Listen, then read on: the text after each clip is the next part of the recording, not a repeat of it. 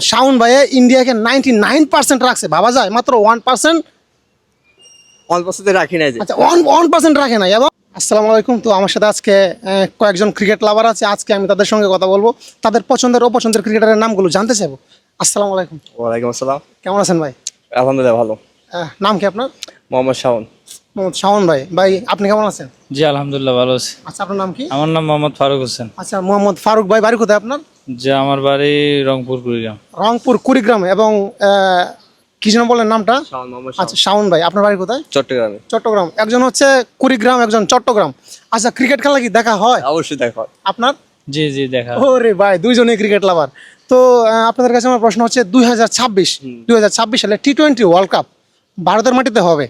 তো সেখানে ভারতের সম্ভাবনা কতটুকু, বাংলাদেশের সম্ভাবনা কতটুকু আছে, বা অস্ট্রেলিয়া, ইন্ডিয়া, ইংল্যান্ড, পাকিস্তান অনেক টিমই আছে, আসলে কে জেতার চান্স আছে এখানে?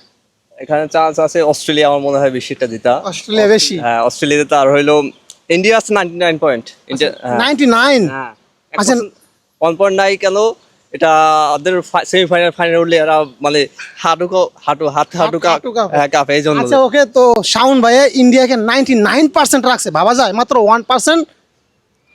1% রাখি নাই যে। আচ্ছা 1% রাখে নাই, এবং সেটা শুধুমাত্র অস্ট্রেলিয়ার জন্য। হ্যাঁ অস্ট্রেলিয়ার জন্য, কারণ সেমিফাইনাল ফাইনালের জন্য এটা। কারণ অস্ট্রেলিয়ার সঙ্গে যদি ইন্ডিয়া ফাইনাল সেমিফাইনালে যায় তাহলেই কি করে, তাহলে মানে হারিয়ে যায়। হ্যাঁ হারিয়ে যায়, মানে অনেক দূরে হারিয়ে যায়, নদীর মাঝখানে হারিয়ে যায়। আচ্ছা তো ইন্ডিয়া তো 99, 100% কে?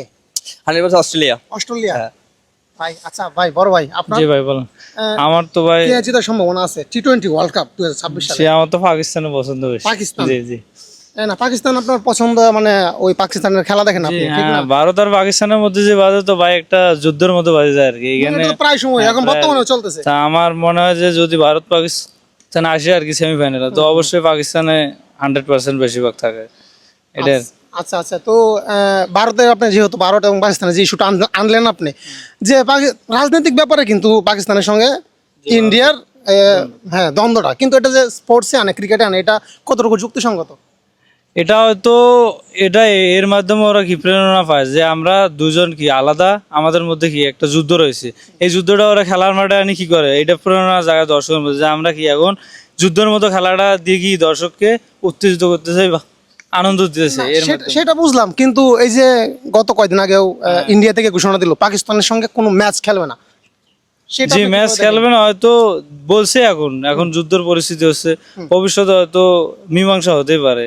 আচ্ছা ওকে। তো ভাই বলতেছে যে এখন হয়তো বা খেলবে না, কিন্তু নেক্সট হবে। ভাই আপনার কাছে কি মনে হয় এই যে রাজনৈতিক একটা ব্যাপার স্যাপার ভারত এবং পাকিস্তান, সেখানে যে স্পোর্টস চলে আসে, ক্রিকেটটা যেমন ভারত প্রায় বলে আমরা পাকিস্তানের সঙ্গে খেলবো না, এটা আসলে কতটুকু যুক্তিসঙ্গত? এটা যুক্তিযুক্ত হবে না, মানে টোটাল খেলাধুলা আর রাজনীতি দুই প্রান্তে। আচ্ছা, দুই আমার প্রান্তে। মনে হয় কি এটা হওয়া উচিত।